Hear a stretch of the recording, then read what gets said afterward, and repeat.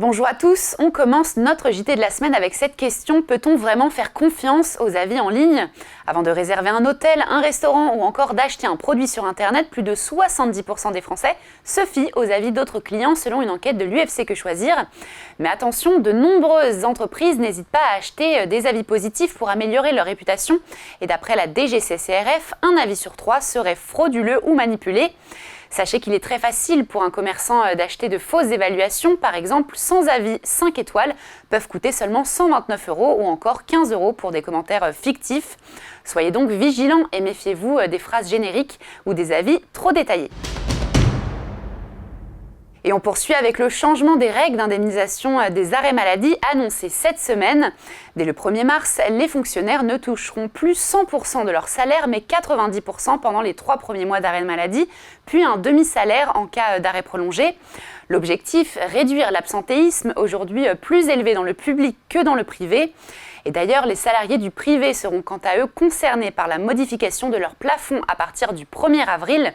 L'indemnité sera plafonnée à 1,4 SMIC contre 1,8 aujourd'hui, soit une indemnité journalière qui passerait de 53,31 € brut à 41,47 €.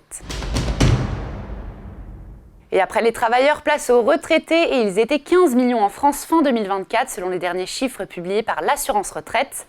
L'année dernière, plus de 865 470 personnes ont pris leur retraite, soit un peu moins qu'en 2023.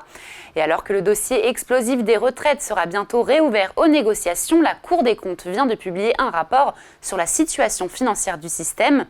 Malgré la dernière réforme, le bilan prévoit donc une nette dégradation sur les 20 prochaines années pour un déficit de 30 milliards d'euros en 2045.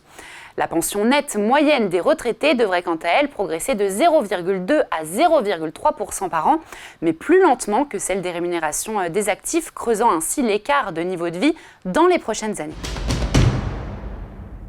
Et on termine notre JT de la semaine avec une possible pénurie d'œufs en supermarché. La Confédération française de l'aviculture a appelé à un arrêt des livraisons chez Carrefour et Leclerc après l'annulation d'une réunion sur le financement de l'ovosexage, qui est une technologie qui permet de connaître le sexe de l'embryon avant l'éclosion. Jusqu'à présent, la grande distribution contribuait à hauteur de 50 millions d'euros par an, mais cet accord expire le 28 février.